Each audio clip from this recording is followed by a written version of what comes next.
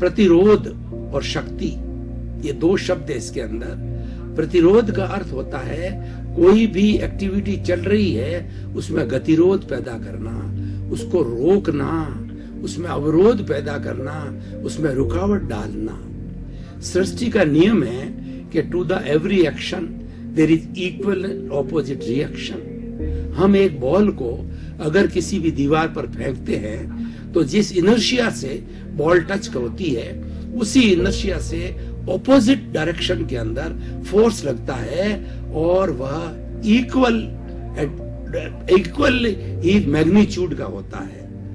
अब ये प्रतिरोध हर एक चीज का हो सकता है। शरीर के अंदर हमारी शक्ति है, उसका भी प्रतिरोधात्मक शक्ति हो सकती है, और विचार है, विचारों की भी प्रतिरोधात्मक शक्ति हो सकती है, देश की प्रतिरोधात्मक शक्ति हो सकती है, विश्व की प्रतिरोधात्मक शक्ति हो सकती है। कोई भी हम कार्य एक्टिविटी करें उसकी हरेक की प्रतिरोधात्मक शक्ति हो सकती है। मैं उदाहरण के तौर पर आपको बताना चाहता हूं कि जैसे मान लीजिए कि हम किसी वस्तु को चला रहे हैं और उसके सामने बड़ा मैग्नेट रख दिया, तो अगर वो वस्तु नॉर्थ से साउथ पोल की होगी तो उतनी शक्ति के साथ के अंदर वापस पीछे की तरफ रिपेल होगी, और अगर वो नॉर्थ जो है पोल की तरफ रखी गई आकर्षण शक्ति की तरफ, तो वह उस मैग्नेट की ओर बढ़ती रहेगी। उसी तरीके से विचारों की प्रतिरोधात्मक शक्ति होती है।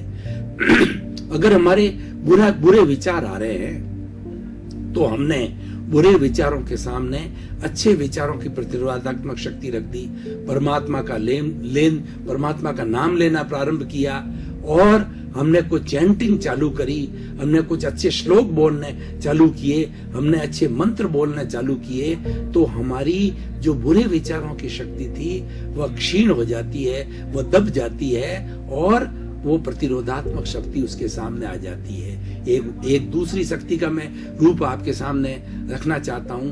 हमारे घर पे किसी ने एक छोटे दादा को बिठा दिया क्योंकि वो हमारा घर हड़पना चाहता है।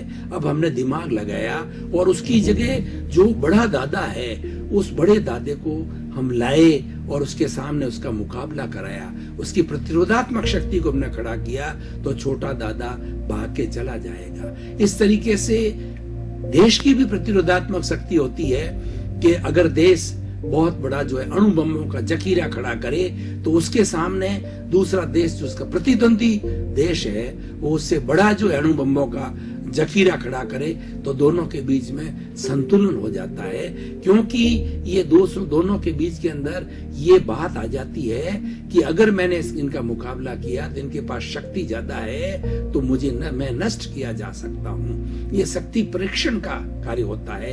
एक तो शक्ति होती है कार्य करने वाली और एक प्रतिरोधात्मक शक्ति होती है।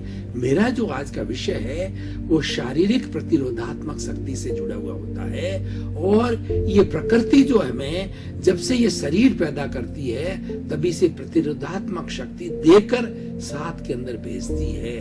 ये शरीर जो है 100 वर्ष तक जीता है। हमने पुराने हमारे धार्मिक ग्रंथों के अंदर पढ़ा है और हम जानते हैं कि पहले लोगों की उम्र 100 वर्ष की हुआ करती थी, और उन 100 वर्ष की जीवन को वो उसको 4 भागों के अंदर बांटा गया था कि पहले 25 साल जो है ब्रह्मचर्य आश्रम, फिर 50 साल तक जो है गृहस्थ आश्रम, फिर 75 साल का वानप्रस्थ आश्रम, और फिर 100 साल तक का संन्यास आश्रम। ये विभाजित था। क्यों? कि उस वक्त में व्यक्ति प्रकृति के करीब रहता था और प्रतिरोधात्मक शक्ति है बराबर काम करती है।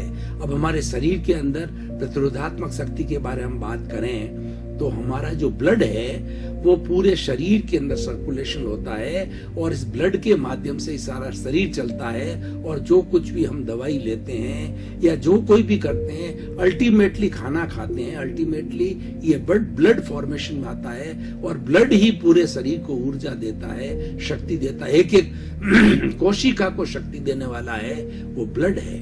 अब इसके अंदर प्रतिरोधात्मक शक्ति जो होती है वो टी शेल्स कहलाती है और बी शेल्स कहलाती है। टी शेल है वो व्हाइट कलर की होती है, ये लड़ने वाले सोल्जर्स है, ये सिपाही है कि कोई भी हमारे इस ब्लड के अंदर जर्म्स आ जाता है, कीटाणु आ जाता है, जो कि हमें वायरस आ जाता है और वो हमें जो है बीमार पटक सकता है, तो उस समय के अंदर ये जो टी शेल्स होती है वो उनके ऊपर शेर की तरह झपटती है, उनका शिकार करती है और उनको दबोच लेती है।